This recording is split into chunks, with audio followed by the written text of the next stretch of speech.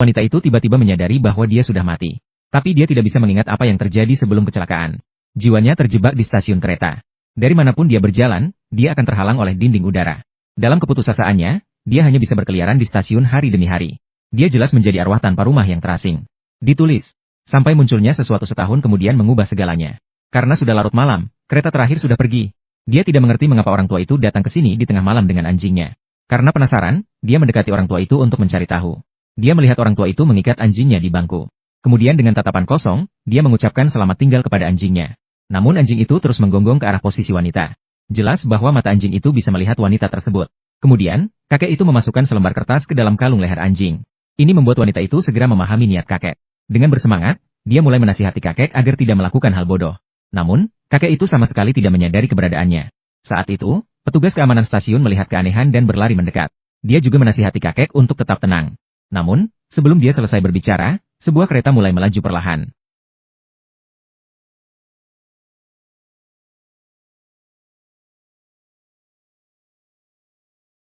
Tak lama kemudian, polisi menerima laporan dan segera tiba di lokasi. Setelah pemeriksaan, dipastikan bahwa kakek itu sudah meninggal.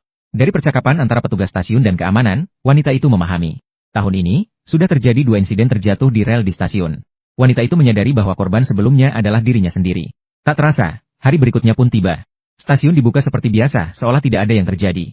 Wanita itu juga masih berjalan-jalan seperti biasa. Namun, ketika dia melewati sebuah jendela, dia tiba-tiba melihat kakek yang meninggal semalam berdiri di stasiun. Dia segera menyadari bahwa kakek itu juga telah menjadi jiwa. Jadi, dia segera berjalan mendekat dan menyapa kakek itu. Ternyata kali ini kakek itu bisa melihatnya. Semalam, aku berada di sampingmu dan membimbingmu. Tapi kamu sama sekali tidak bisa melihatku. Wanita itu berkata bahwa dia dan kakek itu sekarang adalah jiwa. Namun, dia terjebak di stasiun. Dan dia juga kehilangan semua ingatannya. Bahkan dia tidak ingat namanya sendiri. Dia bertanya kepada kakek apakah dia juga kehilangan ingatan seperti dirinya. Namun, kakek itu sama sekali tidak ingin menghiraukannya. Dia langsung berjalan menuju kereta yang datang. Wanita itu menyadari bahwa kakek itu sama seperti dirinya, tidak bisa meninggalkan stasiun. Dia memberitahu kakek bahwa dia sudah mencoba berkali-kali. Dimanapun dia berjalan, selalu ada dinding udara di depannya. Namun, kakek yang keras kepala itu tetap tidak percaya. Dia berjalan ke pintu keluar lain untuk mencoba lagi. Wanita itu menyarankan kakek untuk tidak mencoba lagi. Mereka sama sekali tidak bisa keluar dari stasiun ini. Kata-kata yang diulang membuat orang tua itu merasa sangat jijik. Dia langsung memaki wanita itu dengan keras.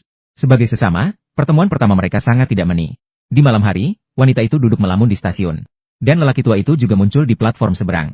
Tampaknya dia akhirnya tetap tidak bisa keluar dari stasiun. Dia merasa malu dan tidak berani menatap wanita itu. Dan wanita itu juga memilih untuk mengabaikannya. 1 malam lagi berlalu. Wanita itu duduk santai di restoran tanpa melakukan apa-apa. Saat itu, seorang wanita yang tampak panik menarik perhatiannya. Dengan penuh rasa ingin tahu, dia duduk di depan wanita itu. Melalui isi telepon wanita itu, dia memahami. Wanita itu mengalami keruntuhan mental karena tekanan kerja yang terlalu besar. Melihat air mata wanita itu mengalir di wajahnya. Dia tidak bisa menahan diri untuk mengulurkan tangannya. Akibatnya, air mata jatuh di ujung jarinya seketika. Di benaknya, berkelebat banyak potongan ingatan sebelum lahir.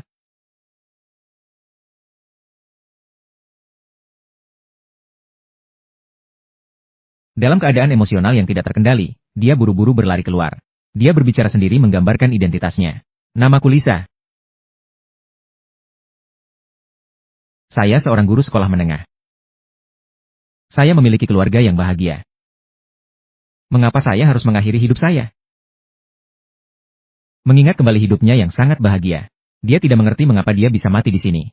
Karena tidak ada tempat untuk curhat, dia hanya bisa menemui orang tua itu. Karena saat ini hanya orang tua itu yang bisa diajak bicara. Ketika orang tua itu melihatnya, dia terlebih dahulu menyampaikan permohonan maaf dengan sopan. Namun Lisa menyatakan bahwa dia sama sekali tidak peduli. Dia juga bisa memahami perasaan orang tua itu. Karena siapapun pasti tidak percaya bisa terjebak di sini. Kemudian mereka saling memperkenalkan diri. Namun orang tua itu tidak kehilangan ingatan. Mereka bersyukur bahwa jiwa mereka tidak terperosok ke dalam neraka. Kalau tidak, mereka tidak akan bisa melihat begitu banyak jenis orang. Kemudian Lisa memberitahu orang tua itu bahwa dia telah mendapatkan kembali ingatannya. Tapi dia masih tidak bisa mengingat penyebab kematiannya. Orang tua itu menyarankan dia untuk melupakan masa lalu. Mungkin mengetahui kebenaran juga bukanlah hal yang baik. Tepat ketika Lisa menganggap apa yang dikatakan lelaki tua itu masuk akal. Tiba-tiba dia melihat 3 wajah yang familiar muncul di peron. Mereka adalah orang tuanya dan pacarnya. Hari ini adalah peringatan 1 tahun kematiannya. Jadi orang tuanya datang bersama pacarnya untuk membawa bunga dan mengenang dia. Namun tindakan mereka tidak sesuai dengan aturan stasiun. Untuk tidak mengganggu ketertiban, petugas stasiun membawa mereka ke kantor manajer. Setelah mengetahui kebenaran, manajer juga menunjukkan simpati. Namun mereka tidak bisa merusak aturan stasiun demi perasaan pribadi. Melihat orang tuanya dan pacarnya di depannya, Lisa tidak bisa menahan air matanya. Menyadari bahwa tindakan mereka memang tidak sesuai dengan aturan stasiun. Akhirnya orang tuanya dan pacarnya memutuskan untuk membatalkan upacara peringatan ini. Melihat orang-orang terkasih yang akan meninggalkannya, Lisa tidak bisa menahan diri untuk berlari maju dan meminta mereka untuk tetap tinggal. Akhirnya, sesuatu yang ajaib terjadi. Dia bahkan bisa dengan mudah melewati dinding udara. Ini berarti dia akhirnya bisa keluar dari stasiun. Dia curiga bahwa hilangnya dinding udara pasti ada hubungannya dengan orang tuanya dan pacarnya. Setelah melihat orang tuanya dan pacarnya berpisah dan mengucapkan selamat tinggal, dia memilih untuk mengikut pacarnya pulang ke rumah. Sepanjang jalan, dia sangat bersemangat. Karena dia tidak hanya keluar dari stasiun, tapi juga bisa selalu berada di samping orang yang dicintainya. Kemudian dia mengikuti pacarnya ke apartemen yang dia beli semasa hidupnya. Namun, begitu dia masuk ke halaman, dia melihat tetangga di bawah yang menatap pacarnya dengan aneh. Tanpa berpikir panjang, dia masuk melalui pintu bersama pacarnya. Orang-orang yang dikenal ditambah dengan lingkungan yang familiar. Dia seketika teringat momen ketika pertama kali bertemu dengan pacarnya. Segalanya seolah terjadi kemarin. Saat pacarnya mandi, dia pergi ke ruang tamu. Dia menemukan bahwa semua dekorasi di ruang tamu telah berubah. Sepertinya pacarnya sangat ingin melupakan masa lalunya. Kemudian dia memperhatikan koran di atas meja. Bayangan angin. Surat kabar tersebut memuat berita bahwa dia dan lelaki tua itu terbaring di kereta. Polisi menyimpulkan bahwa kematiannya adalah bunuh diri. Itu karena dia menderita penyakit mental dalam waktu yang lama. Ini membuatnya merasa sangat bingung. Apakah dia benar-benar seorang gila semasa hidupnya?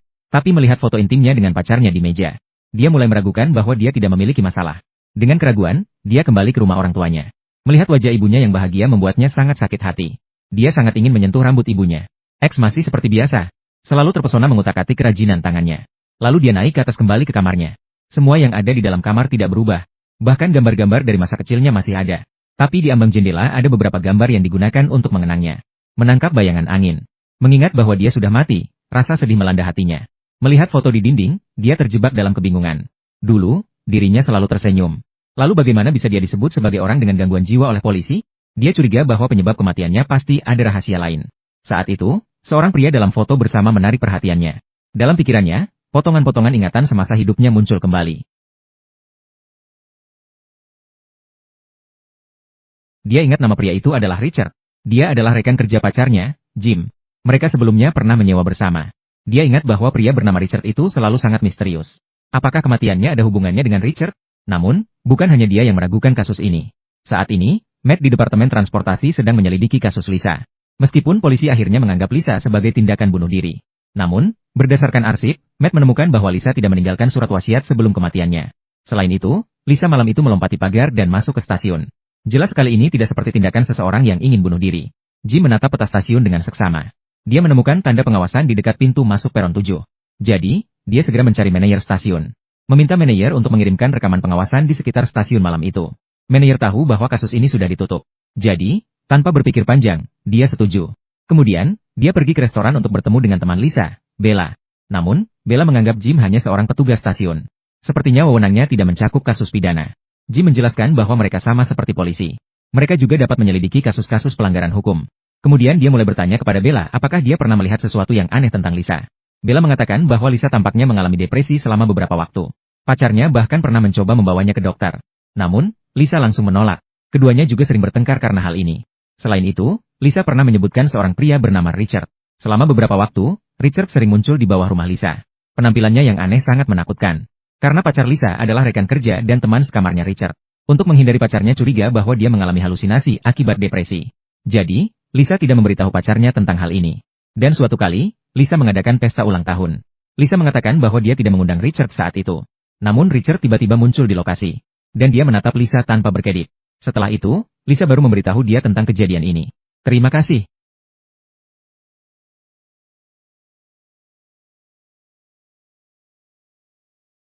Untuk menonton.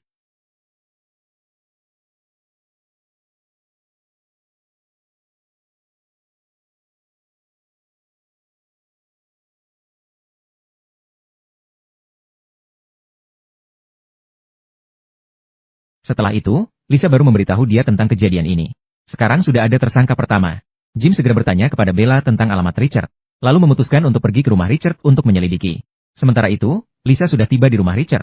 Melihat pemandangan yang familiar di dalam rumah, dia langsung teringat saat pertama kali bertemu Richard. Richard terlihat sangat gugup saat pertama kali melihatnya. Dia juga berbicara dengan agak tidak teratur.